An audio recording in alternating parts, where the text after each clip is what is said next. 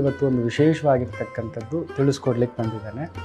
ನೋಡಿ, ದೀಪಗಳ ಬಗ್ಗೆ ತುಂಬ ಹಲವಾರು ಮಾಹಿತಿಗಳನ್ನು ತಿಳಿಸ್ತಿದ್ದೆ.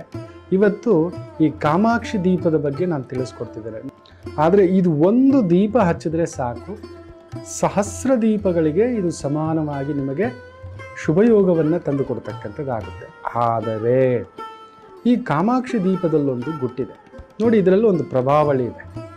ಈ ಪ್ರಭಾವಳಿಯಲ್ಲೊಂದು ಅದ್ಭುತವಾದಂಥ ಗುಟ್ಟಿದೆ.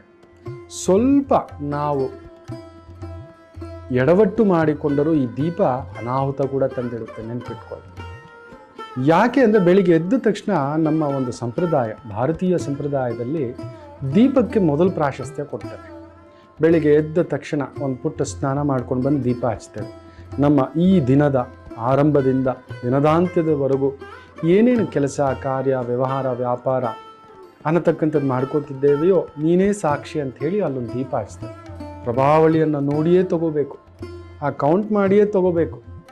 ದೀಪ ಭಿನ್ನ ಆಗಿರಬಾರ್ದು, ಮುರಿದಿರಬಾರ್ದು, ಶುದ್ಧಿಯಾಗಿರ್ಬೇಕು. ಇಲ್ಲಿ ನೋಡಿ, ಇಲ್ಲಿ ಎಷ್ಟೋ ಜನ ದೀಪದಲ್ಲಿ ಕಪ್ಪಗಿರುತ್ತೆ. ಎಷ್ಟು ಕಪ್ಪಿರುತ್ತೋ ಅಷ್ಟು ಆ ಸ್ತ್ರೀಯ ಆರೋಗ್ಯಕ್ಕೆ ಕುತ್ತು, ಮನೆಯ ಗೃಹಲಕ್ಷ್ಮಿಗೆ ಆರೋಗ್ಯದಲ್ಲಿ ಬಾಧೆ. ಅಕಸ್ಮಾತ್ ಒಂದು ಕಡೆ ಲಾಭ ಬಂದು ಒಂದು ಕಡೆ ನಷ್ಟ ಬಂದರೆ ನೀವು ದುಡಿದ ಅರ್ಧ ದುಡ್ಡು ಅನಗತ್ಯ ಖರ್ಚು, ಅನಾರೋಗ್ಯಕ್ಕೋ ಇಲ್ಲ ಸಾಲಕ್ಕೋ ಕುಟುಂಬದ ಜವಾಬ್ದಾರಿಗೋ ತೊಂದರೆಗಳನ್ನು ತಂದೊಡ್ಡುತ್ತೆ. ಅದರಿಂದ ಈ ದೀಪವನ್ನು ತಂದಿಡೋದಲ್ಲ ಮುಖ್ಯ, ಎಲ್ಲರ ಮನೆಯಲ್ಲೂ ಕಾಮಾಕ್ಷಿ ದೀಪ ಒಂದಿರಬೇಕು.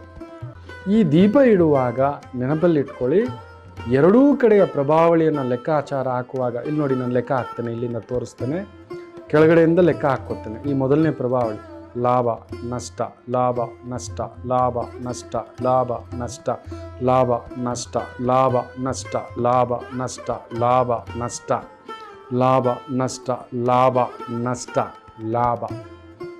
ನೋಡಿ, ಲಾಭಕ್ಕೆ ಬಂದು ನಿಂತಿದೆ.